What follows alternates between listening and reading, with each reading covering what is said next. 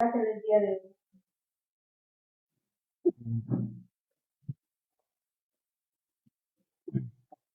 Buenas tardes, hermanos. Dice la alabanza, digno es el Señor, ¿no? A Él sea toda la gloria y la honra, ¿no? Yo canto, ¿no? Cuando lo entona uno, se siente uno que toda la gloria es a Él. Vamos a iniciar el tema, hermanos, pero vamos a poner en las manos del Señor el tema del día de hoy. Cierra tus ojos. Señor, te damos gracias, Padre, en esta tarde, Señor. Gracias, Padre Santo, porque nos das la oportunidad nuevamente de poder compartir con nuestros hermanos aquí en Coyucatepec, Señor.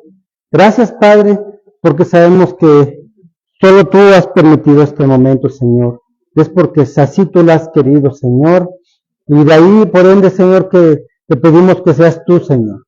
Seas tú, Señor, quien el día de hoy hable, Señor, a tu congregación. Seas tú, Señor, quien el día de hoy nos exhorte, nos anime, nos aconseje, Señor. Que sea tu palabra, Señor, y no la del hombre, Señor. A ti sea la gloria y no a nosotros, Señor. Tú seas exaltado, Padre Santo. Gracias, Padre. Ponemos en tus manos, Señor, la vida de cada uno de los que estamos acá, Señor. Si hay algo que en nuestra mente nos preocupa en este momento, nos ocupa, lo hacemos a un lado, Señor. Solo nuestra intención es sintonizarnos contigo, Señor. Que tú seas alabado en todo momento, Señor. Toma esta predicación, Señor. Toma el control, Señor. Y sé tú quien hable, Señor. Gracias te damos, Padre. Y te alabamos y glorificamos, Señor, en el bendito nombre de Dios Jesucristo. Amén y amén. Amén, hermanos. Pueden tomar asiento.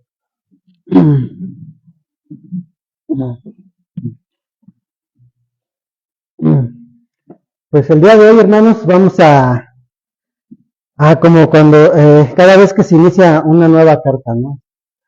Lleno de emociones, ¿no? Vamos a iniciar esta carta habiendo terminado la carta de Judas, una carta impresionante, ¿no? Quienes tuvimos la oportunidad de estar acá y estar escuchando, nos dimos cuenta cómo Judas hizo apología de la fe, ¿no? Defendía la verdad. Y algo que nosotros también como iglesia somos llamados a hacer, ¿no? A defender la verdad de la Escritura. Fue muy emocionante y yo creo que todos salimos edificados, ¿no? Sin embargo, el día de hoy iniciamos una nueva carta y esta es la primera carta de Juan. Así es que si lo practicas, qué bueno, y si no, si puedes traerte una libreta, un lapicero, ¿verdad? Para ir apuntando de repente y tenerlo en casa. Para cuando necesitemos, ¿verdad? Ahí tenemos a dónde acudir. Así es que pues vamos a iniciar, hermanos. Vamos a iniciar con esta primera carta y el tema del día de hoy se llama la introducción a esta primera carta de Juan. Hoy el día de hoy vamos a ver lo que es la introducción, hermanos. Así es que va a ser muy interesante, ya que el día de hoy vamos a ver quién fue quien escribió esta carta, ¿no? ¿Quién fue el escritor? Vamos a ver también y vamos a aprender cuál fue el propósito por el que se escribió esta, ¿sí? Así es que también vamos a ver a quién fue dirigida y cómo también en aquellos tiempos cuando se escribió, cuál era su contexto cultural, ¿no? Su contexto histórico, religioso, ¿no? En aquel tiempo en el que fue escrita. Vamos a aprender mucho, hermanos, así es que los invito a que junto conmigo pues iniciemos esta nueva, yo le llamo así esta aventura, ¿no? Es porque es algo maravilloso cuando empezamos una nueva carta. Así es que, hermanos, por un momento los invito a usar un poco de su imaginación conmigo. Los invito a que juntos vayamos por un momento al pasado. No sé si hayan visto, hay un programa hace años, ¿no? De un cómico mexicano muy famoso, ¿no? Que su programa se trataba de viajar a la historia, ¿no? Y te hacía viajar y sentirte como que estabas allá, ¿no? Pues en este momento los invito a ustedes que por un momento vayamos al pasado. Vamos allá a finales del primer siglo de nuestra era, hermano. Vamos a trasladarnos a ese tiempo. Y la pregunta es, ¿qué estaba sucediendo en aquellos tiempos, hermanos? ¿Qué estaba pasando cuando Juan estaba dándole forma a esta primera carta? Vamos a ver, hermanos, qué es lo que estaba sucediendo ahí y qué fue lo que, o por qué es que sucedió las cosas que el Espíritu Santo movió a Juan a escribir esta carta. ¿Qué era lo que estaba pasando ahí? Déjame decirte que en el mundo grecorromano, hermanos, en aquel tiempo, a finales del primer siglo, este mundo grecorromano en aquellos tiempos nos dice la historia que se hallaba en un estado, vamos a llamarle un estado como de fermentación, ¿no? O de incubación cultural, filosófico y religioso. Eran tiempos donde estaban levantando diferentes corrientes de pensamiento, ¿no? Filosofías, religiones. En aquel tiempo este mundo grecorromano se encontraba en ese estado como de incubación. También, hermanos, vemos que en aquel tiempo se levantaba mucho el sincretismo religioso, ¿sí? Y el inclusivismo era el pan de cada día en esa época. Es decir, se levantaba algo nuevo y era bien recibido, ¿no? ¿De quién venía? Enseñanzas raras, todo era aceptado, todo lo comían, ¿no? Todo lo absorbían en aquellos tiempos. Es interesante observar, hermanos, que en aquellos tiempos el mundo era religiosamente inclusivista, ¿sí? Es decir, siempre había espacio para una nueva religión. Siempre, no cuestionaban, todo era, dicen por ahí algo que si se parece a lo que estamos viendo no es coincidencia, ¿no? El mundo el día de hoy todo lo nuevo lo acepta sin cuestionar, ¿no? Eso estaba pasando en aquellos tiempos, hermanos. Y repito, ¿acaso esos no son los tiempos en los que vivimos el día de hoy? O tiempos muy, muy semejantes. Estamos siendo bombardeados, hermanos. Estamos siendo invadidos por tantas ideologías. ¿Sí? Estamos siendo invadidos por sistemas de pensamientos y por tantas nuevas religiones, ¿no? Muchos lugares el día de hoy donde se reúnen y están hundidos en un sincretismo religioso. Hay una comparación, ¿sí? Hay una comparación en el tiempo actual con aquellos tiempos, hermanos, donde había un sincretismo religioso impresionante. Pues, al igual que en aquel tiempo, el día de hoy, muchos se la pasan aceptando toda corriente y viento de doctrina, ¿no? Con un solo motivo. ¿Saben cuál es? Llenar sus lugares de congregación. A ver, ¿qué tenemos que hacer? El motivo es llenar el lugar. Pero esto no está en la escritura. No importa. Pero mete payasos, ¿no? Mete atracción, mete esta enseñanza, mete aquello. Aquí el punto es llenar el lugar. Eso se estaba viviendo en aquellos tiempos. Algo muy parecido a lo que el día de hoy muchos observamos, ¿no? Hermanos, en aquellos tiempos el sincretismo religioso era el centro de adoración de innumerables dioses falsos. Entre ellos se adoraba a una diosa llamada Atenea, al igual que a Zeus, como a Artemisa, ¿no? Y a una infinidad de dioses entre estos. Según la mitología griega, Atena, hermanos, fue una diosa de la sabiduría para ellos, ¿no? Dentro de sus dioses. Esta diosa era una diosa de la estrategia en la guerra y fue considerada como una deidad protectora de la ciudad de Atenas. ¿Sí? La manera en la que le rendían adoración era presentando ofrendas, frutas, vino, incienso, a la cual le construían un altar iluminado con velas. ¿Sí? Y esta imagen o esta estatua era representada por un búho, hermanos. Era como algo representativo de ella, un búho. El día de hoy muchos usan ese simbolismo, ¿no? Hay organizaciones secretas, ¿no? Como la masonería y cosas así. También adoraban a Zeus, otro dios pagano, ¿no? Según la mitología griega, este dios era el dios del trueno, ¿sí? Era un dios considerado como el dios olímpico. Ahora que vienen los Juegos Olímpicos, ¿no? De ahí viene eso. La manera en la que le rendían adoración era mediante sacrificios, ¿sí? Así como competiciones atléticas, ya que creían que esta era la manera de aplacar su ira. ¿Sí? Esta era la manera de aplacar su ira según ellos, y Zeus era representado por un rayo, el águila o bien el roble. Esas eran sus representaciones. Y también Artemisa, ¿no?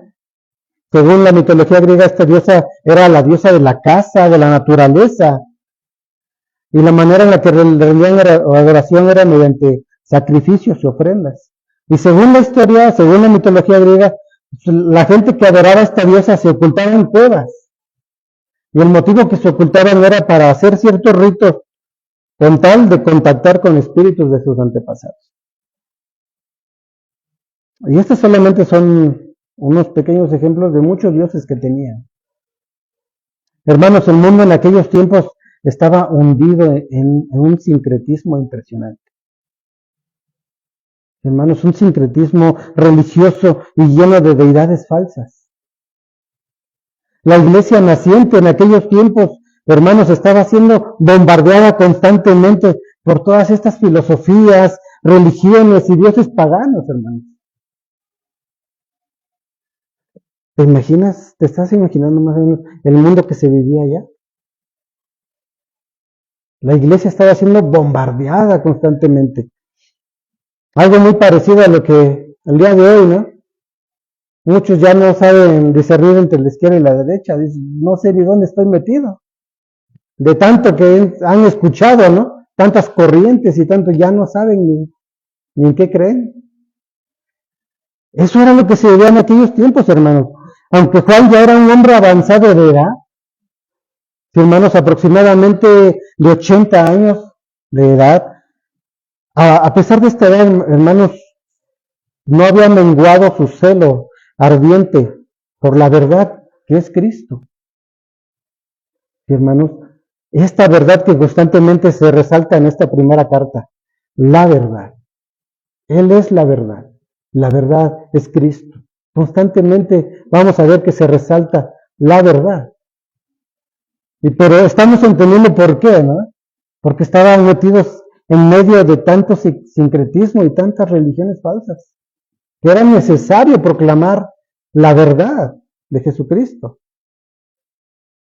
Hermanos, van a reconocer los peligros que amenazaban estos movimientos a las congregaciones que estaban bajo su cuidado. Es ahí donde Juan toma su pluma para defender la fe. Hermanos, él se da cuenta de la necesidad. Él se da cuenta de lo que se estaba viviendo en esos tiempos. Y no podía quedarse con los brazos cruzados. Tenía que hacer algo. Y el Espíritu Santo lo mueve. Le lleva a tomar la pluma y, hermanos, Judas lo menciona en el versículo 3. Lo acabamos de estudiar hace poco. Dice Judas 3, me ha sido necesario escribiros, ¿no? Exhortándoos que contendáis ardientemente por la fe que ha sido dado una vez a los santos. ¿Cuándo entendía este punto?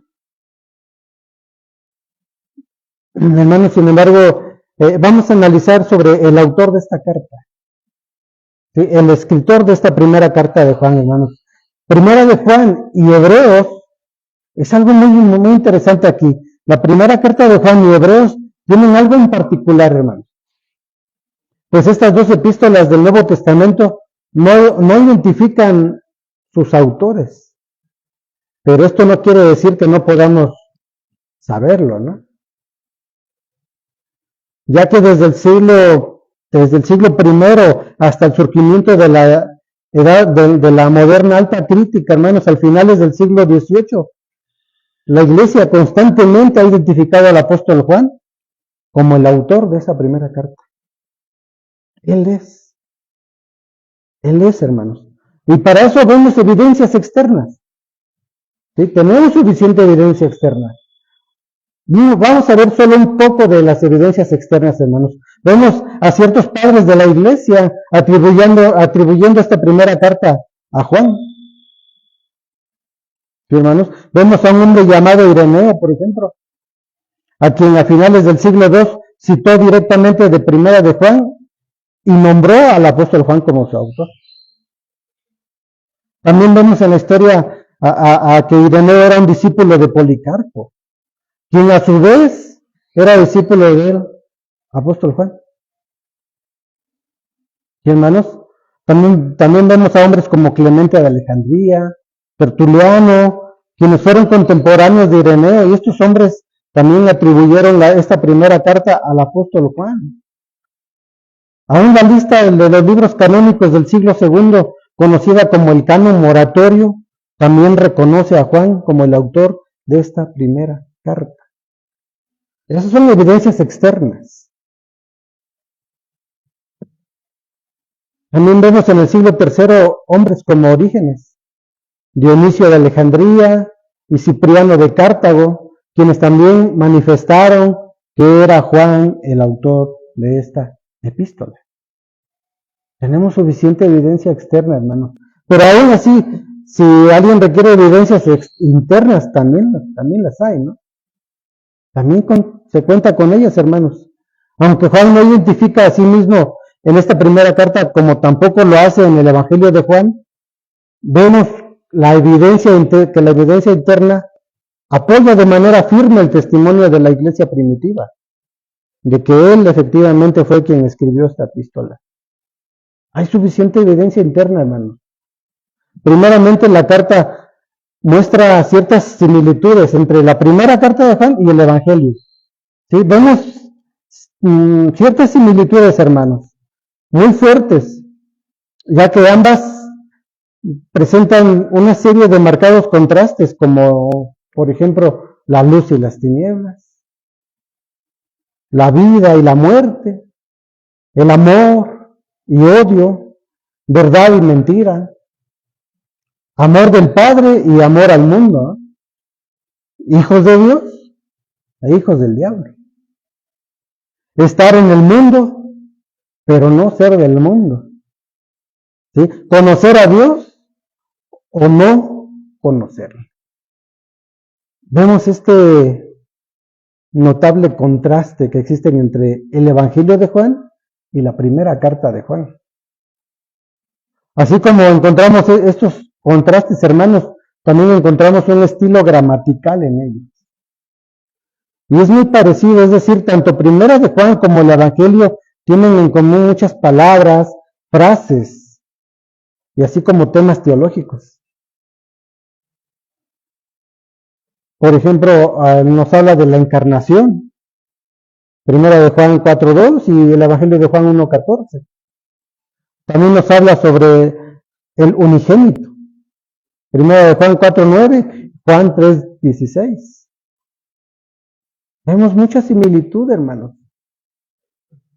Y vemos muchos ejemplos más, como el eterno, el Hijo de Dios, obediencia a la verdad, y muchos más temas que el día de hoy, hermanos, no nos daría tiempo de analizarlos.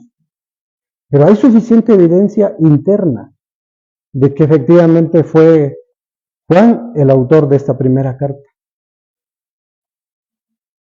Inclusive, hermanos, el mismo Juan afirma ser el autor de esta primera carta. Él mismo. Y para eso vamos a leer, vamos directamente a la primera carta de Juan. Vamos a leer esta porción en el capítulo 1, versículos 1 al 4.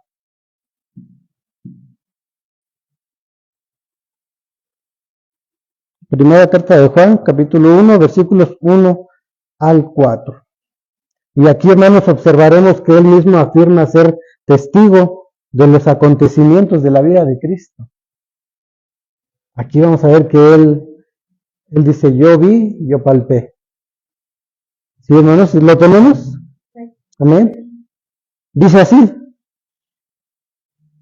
lo que era desde el principio, lo que hemos oído, lo que hemos visto con nuestros ojos, lo que hemos contemplado y palparon nuestras manos tocante al Verbo de vida, porque la vida fue manifestada y la hemos visto, y testificamos y os anunciamos la vida eterna, la cual estaba con el Padre y se nos manifestó. Versículo 3. Lo que hemos visto y oído, eso os anunciamos, para que también vosotros tengáis comunión con nosotros, y nuestra comunión verdaderamente es con el Padre y con su Hijo Jesucristo. Estas cosas os escribimos para que vuestro gozo sea cumplido. Hermanos, lo que acabamos de leer nos aclara de una manera contundente que el escritor de esta carta debía haber sido uno de los pocos que habían estado íntimamente relacionados con Jesús en su vida terrenal. ¿Sí? Dice, lo que vimos, lo que palpamos. Él estuvo ahí. Él estuvo ahí, hermanos. Y aunque estuvo vivo décadas después, cuando se escribió esta primera carta, hermanos, él estuvo ahí. Ahora, ¿quién era Juan? Juan era el menor de los dos hijos de Zebedeo, quien era un próspero pescador, ¿no?, en el lago de Galilea, ya que este hombre poseía sus propias barcas y tenía jornaleros, según Marcos 1:20. Ahí vemos esta parte. La madre de Juan era Salomé, quien según el Evangelio de Mateo 27 había seguido y ayudado a Jesús en ciertos momentos durante su viaje. Juan era discípulo de Juan el Bautista. Eso lo vemos en el Evangelio de Juan, capítulo 1, versículo 37, donde vemos cómo cuando Juan el Bautista señala a Jesús, ¿no?, señala a Jesús como el Mesías, nos dice el texto que al instante Juan le dejó y siguió a Jesús. De acuerdo a los acontecimientos bíblicos, hermanos, se sabe que Juan vivió hasta la época del emperador Trajano, ¿sí?, quien gobernó desde el año 98 hasta el año 117 después de Cristo. Y fue ahí durante ese tiempo que Juan, desterrado a la isla de Patmos, fue desterrado, hermano. Y es ahí donde sucede algo increíble, algo maravilloso. Es ahí donde Juan recibe y escribe las visiones descritas en el libro de Apocalipsis. ¿No es maravilloso, hermanos? Juan. Podemos concluir, hermanos, que desde la iglesia primitiva, desde el primer siglo, a finales del primer siglo, pasando por algunos padres de la iglesia, hasta llegar a la actualidad, se ha afirmado contundentemente que el apóstol Juan es el autor de esta primera carta. Hay suficiente evidencia, hermanos. Se cree que esta carta fue escrita a finales del primer siglo, es decir, allá por el año 90 aproximadamente, y esta fue redactada en Éfeso. ¿Sí, hermanos? Ahora vamos a ver cuál fue el propósito de esta carta. Ya vimos un poco de lo que se estaba viviendo en aquellos tiempos. Tanto sincretismo religioso, ¿no? Y tantos movimientos que salían nuevos y todo era aceptado, nada era cuestionado. Todo era aceptado, todo viento de doctrina, todo mover, ¿no? El día de hoy así le llaman, ¿no? Hay un nuevo mover, pues tráetelo. Está llenando, pero no dice nada en la Biblia, tú tráetelo. El asunto es que llenemos el lugar. En el día de hoy se está viviendo lo mismo que en aquellos tiempos, hermano. Pero vamos a ver cuál fue el propósito de esta carta. Y para eso los invito a que vayan conmigo a la escritura. Vamos a Hechos, capítulo 20.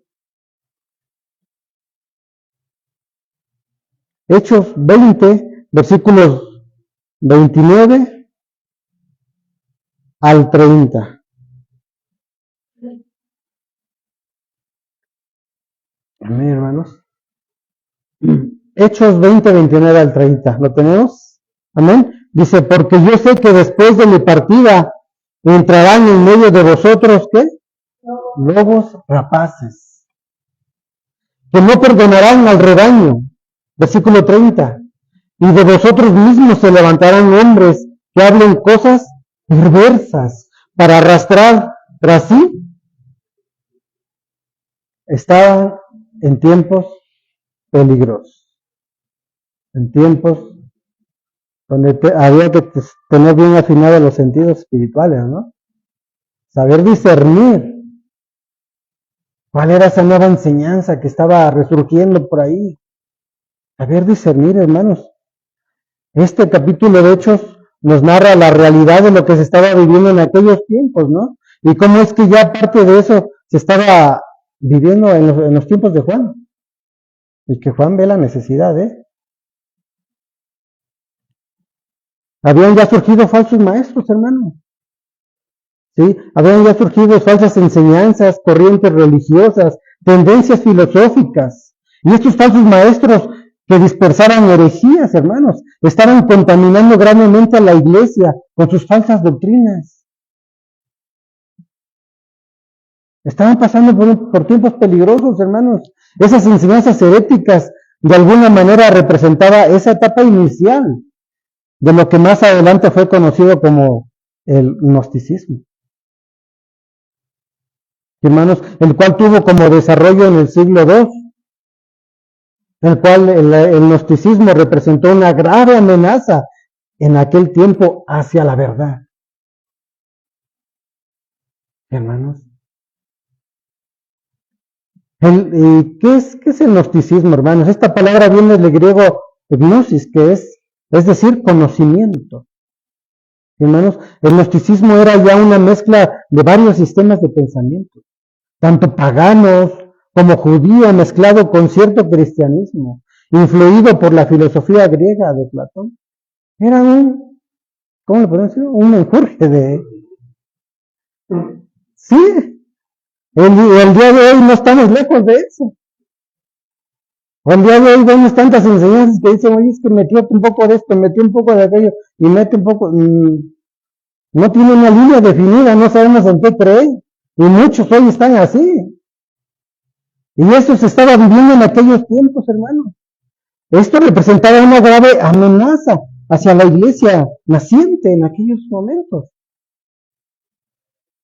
Hermanos, el gnosticismo enseñaba que la materia era mala.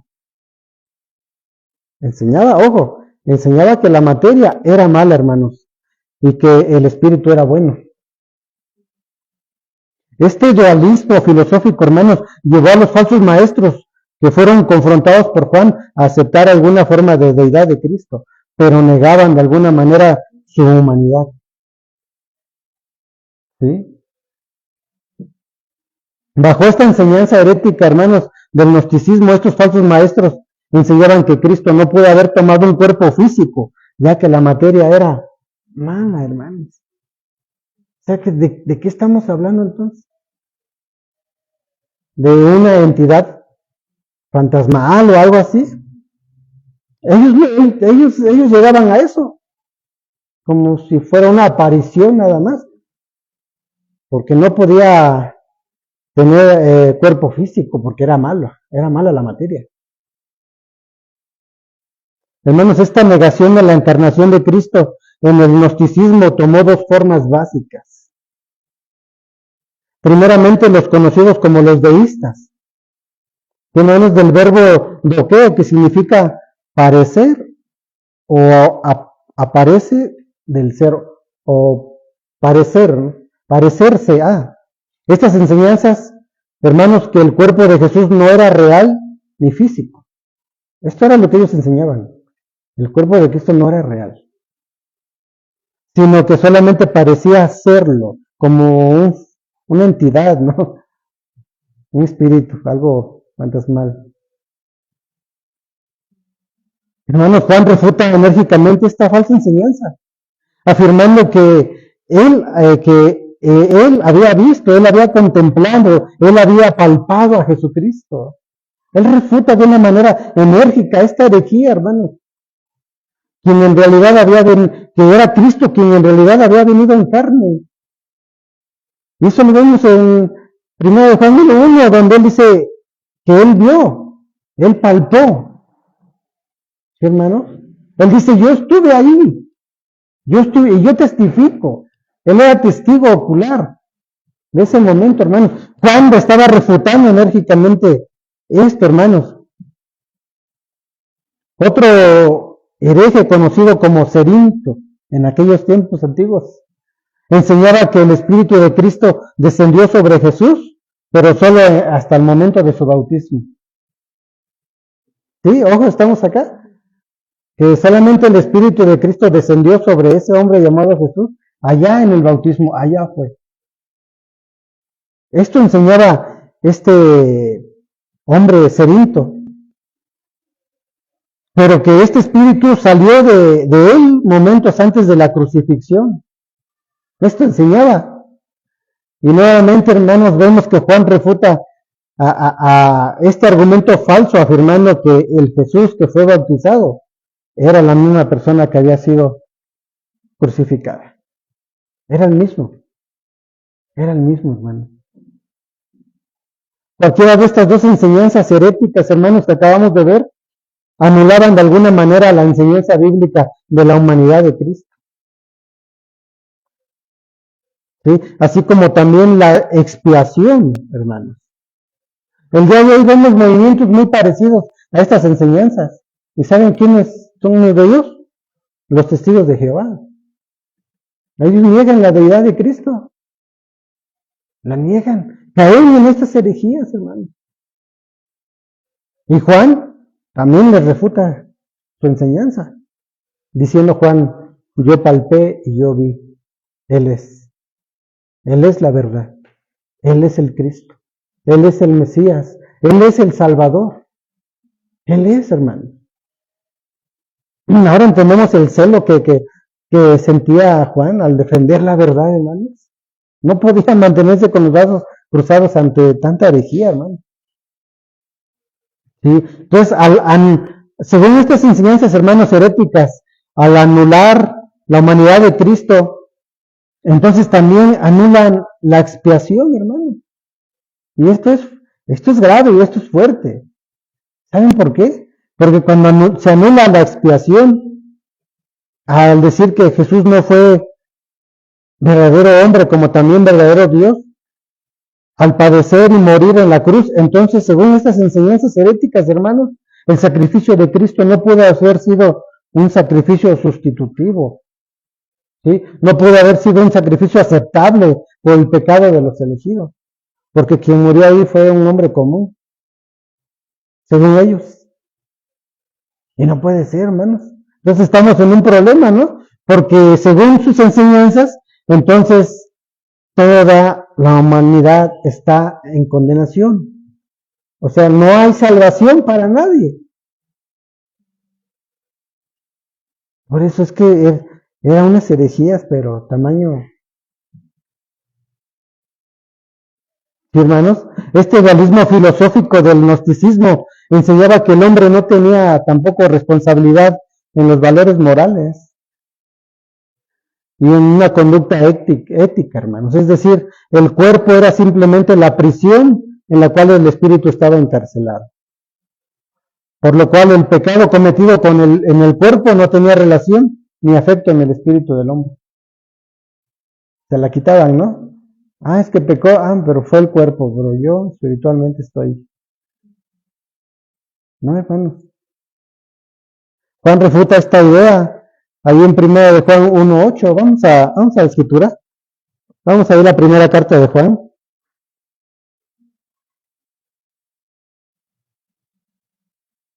Capítulo 1, versículo 8.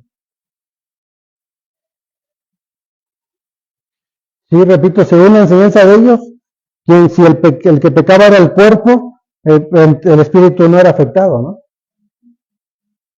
Pero, ¿qué dice primero de Juan? Capítulo 1, versículo 8, ¿lo tenemos? Amén. Dice, si decimos que no tenemos pecado, nos engañamos a nosotros mismos, y la verdad no está en nosotros. Si confesamos nuestros pecados, Él es fiel y justo para perdonar nuestros pecados y limpiarnos de toda maldad.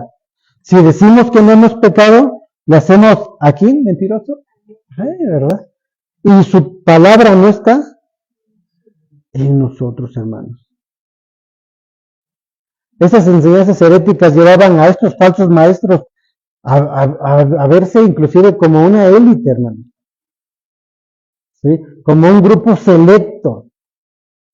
¿Sí? Ellos se vanagloriaban diciendo que ellos tenían esa verdad dentro de su sincretismo. Que si tú querías conocer la verdad era con ellos, ¿no? Porque solamente ellos la poseían. Hermanos, a pesar de que eran ellos pensaban que eran los únicos que tenían un verdadero conocimiento espiritual y despreciaban a los que no adoptaban sus enseñanzas. Estos agnósticos eran arrogantes, eran perversos, hermanos, y eran carentes de amor sincero. Y esto indicaba claramente que no conocían realmente a Dios. No conocían realmente a Dios. Declaraban de manera contundente, Juan declara de manera contundente respecto a este tipo de personas. Ahí en 1 de Juan capítulo 2, el que dice que está en luz y aborrece a su hermano, está todavía en tinieblas. Y eso hacían ellos. No andaban en la luz, hermanos. Su andar, su caminar y sus enseñanzas indicaban que no eran nacidos de nuevo, no conocían a Dios. Con sus enseñanzas, su sincretismo, atacaban las verdades del Evangelio, atacaban la verdad que es Cristo, hermanos. Y repito, hermanos, Juan no podía permanecer cruzado de brazos. ¿Sí? No podía estar quieto mientras el pueblo de Dios era agredido con mentiras perversas que enseñaban estos falsos maestros. ¿Sí, hermanos? En respuesta a este ataque hacia la iglesia, hermanos, bajo el cuidado de Juan, es que Juan envía esta carta para ayudar a los hermanos a confrontar esta plaga, digámosle así. Para confrontarla, hermanos. El propósito de Juan era cuidar de la iglesia en un sentido pastoral. ¿Sí? Juan, el sentido de él era cuidar de esa iglesia naciente, hermanos. Pues expresaba una profunda preocupación por los creyentes que no se dejaran arrastrar por estas falsas enseñanzas, que eran propagadas por falsos maestros. Era la preocupación de Juan, hermanos. Y el propósito de Juan no solo era refutar a los falsos maestros, ¿sí? Lo hacía, pero no era el propósito principal, había algo más. Juan lo que intentaba también era consolar a la iglesia, hermano. Consolar a los hermanos en Cristo.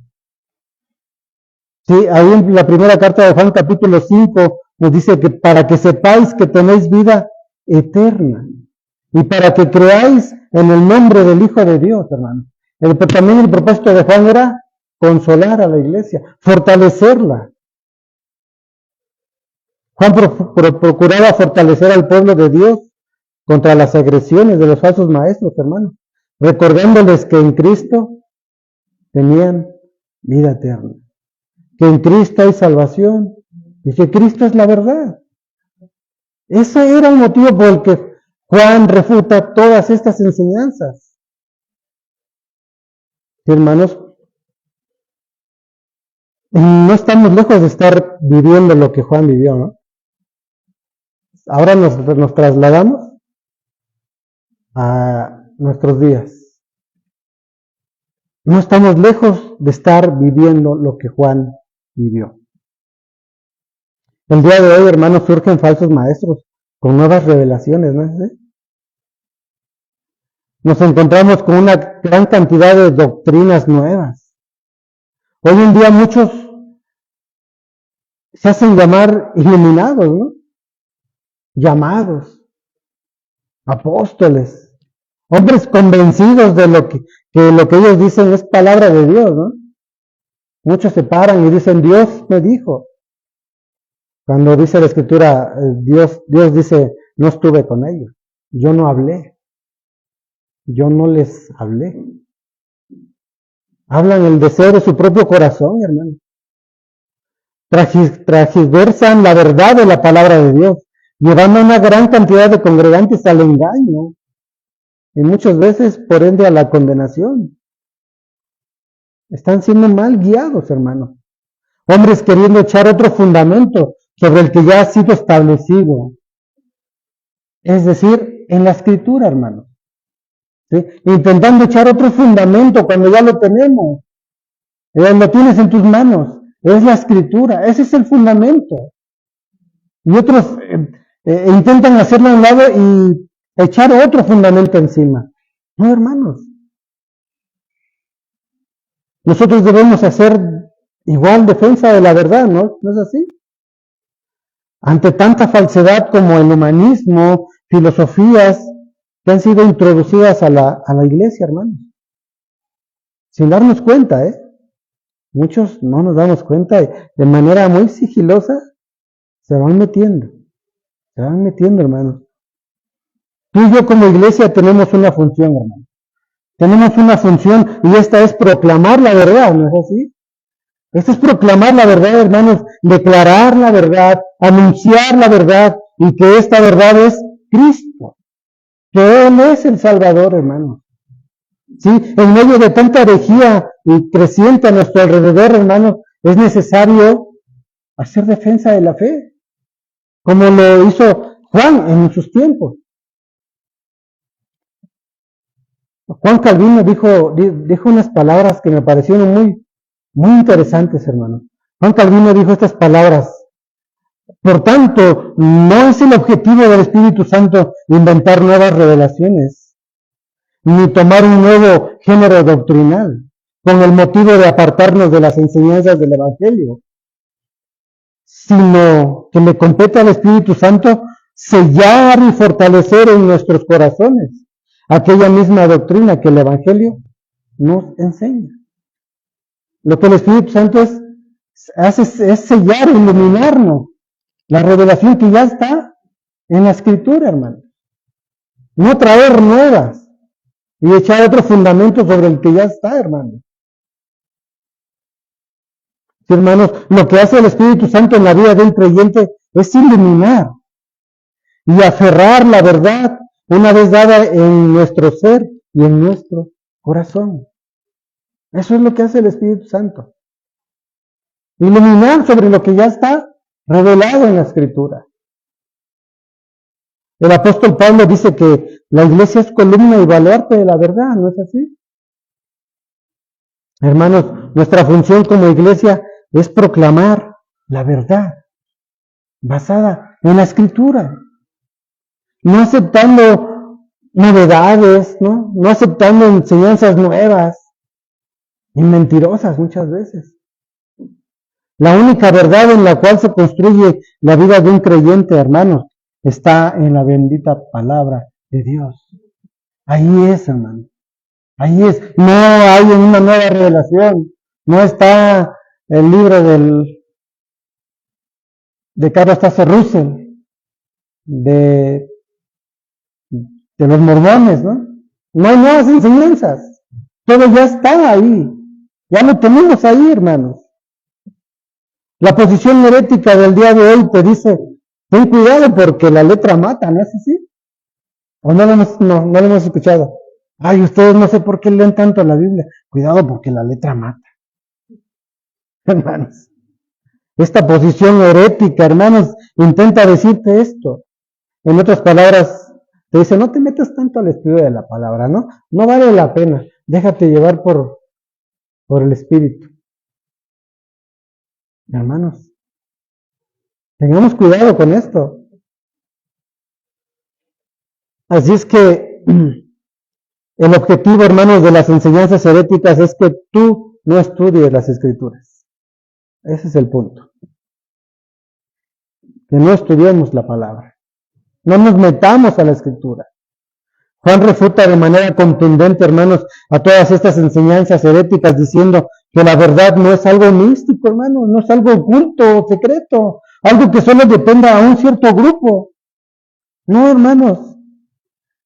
Él dice ahí en la primera carta de Juan, capítulo 1 y versículo 1, lo que hemos contemplado y palpado, ¿no es así? lo que hemos contemplado y palpado en nuestras manos, hermanos, lo que hemos oído, lo que vieron nuestros ojos. No hay más. No hay tanto que buscarlo ahí en cosas ocultas y tanto secretismo religioso, No, hermanos. Juan dice simplemente lo que hemos visto y palpado. Él es la verdad, el Mesías. Así es que, hermanos, Jesús no fue una imaginación como lo enseñaba el gnosticismo. Jesús no fue una imaginación, no fue una aparición. Jesús no fue, sino más bien Jesús fue un personaje histórico, ¿no es así? Él comió, él rió, él inclusive lloró con ellos. Hermanos, lo que Juan deseaba era que el creyente tuviera seguridad en cuanto a su fe, que Él es el Salvador. Y eso es algo que a ti y a mí nos debe quedar claro, hermano. Él es el Salvador. En medio de tanta contaminación y tantas enseñanzas heréticas que recibimos el día de hoy, allá afuera, ¿no? Uno enseña una cosa, otro enseña otra cosa, y cuando vas a la Biblia ya te ponen en duda de quién es el Mesías. Por ahí te dicen que no es que Cristo es un hijo de Dios, pero no es el hijo de Dios. Los testigos de Jehová, ¿no? Los mormones te enseñan otra cosa. Vas a otro y te enseñan otra cosa. Juan, el propósito era que el creyente tuviera su seguridad en cuanto a su Salvador. Y eso es algo que tú y yo también tenemos que crecer, esa seguridad, que Él es el Hijo de Dios. Él es, hermano. Así es que como conclusión, hermanos, Juan no solo quería refutar a los falsos maestros, sino también fortalecer a los creyentes. Fortalecerlos, hermanos. Al repetir Juan una y otra vez estas verdades esenciales al creyente, hermanos, Juan lo que hacía era fortalecer cada vez más y más al pueblo de Dios contra las agresiones de los falsos maestros. Y aquí vemos cómo Juan se mueve como en forma espiral durante esta carta. Una vez más vuelve a enseñar y a mostrar que Él es la verdad, que Él es Cristo, que Cristo es la verdad, hermanos. Una vez más, vuelve. El objetivo principal de esta epístola, hermanos, era generar gozo y seguridad en sus lectores. ¿Sí, hermanos? De la misma manera, hermanos, al estudiar esta carta el día de hoy que estamos iniciando, el propósito en aquellos tiempos como el de hoy es fortalecer nuestra fe. Que tengamos gozo, pero también seguridad. Al saber que Cristo es el camino, Él es la verdad y Él es la vida, hermano. Ese es el Cristo en el cual tú y yo creemos, hermanos. Amén. Ponte de pie, vamos a orar, hermanos.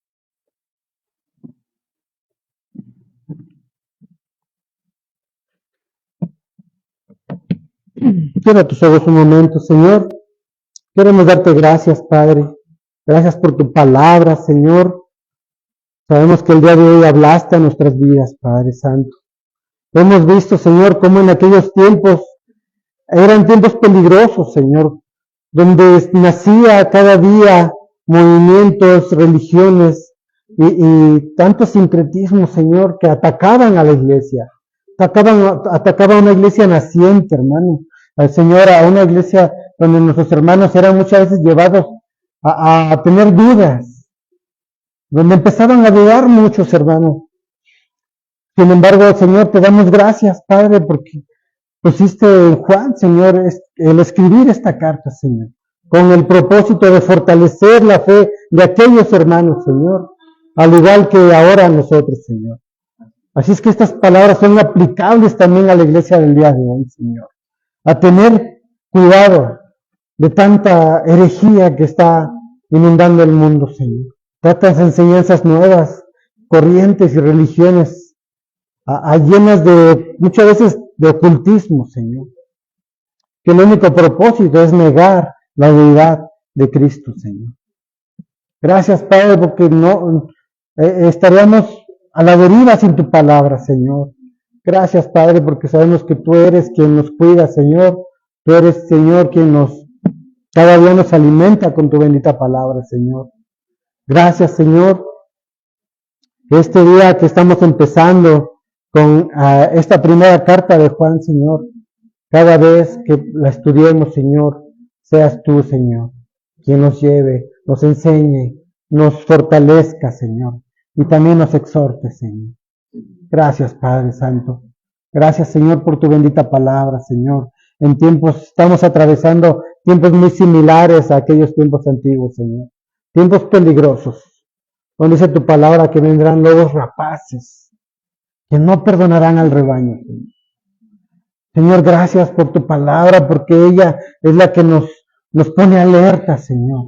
Ella nos enseña que hemos de tener cuidado, que hemos de discernir muy bien las enseñanzas, Señor. Y sobre todo, todo eso lo hemos de pasar al filtro que es tu palabra, Señor. Gracias, Padre, gracias, Señor, porque nos muestras que nos amas, Señor, al cuidar de nosotros en estas enseñanzas, Padre Santo. Gracias, Señor. Gracias, Padre. Toma esta nueva serie, Señor, esta nueva serie de la primera carta de Juan, Señor, para que seamos edificados cada vez que nos metamos a estudiar esta carta, Señor. Gracias, Padre Santo. Gracias, Señor, por nuestros hermanos que están acá, Señor, por el tiempo que han guardado para este momento, Señor, sabiendo que es necesario estar aquí, Señor, y ser alimentados por ti, Señor. Gracias, Padre Santo. Te alabamos y te glorificamos, Señor, en el nombre de Dios Jesucristo. Amén. Amén.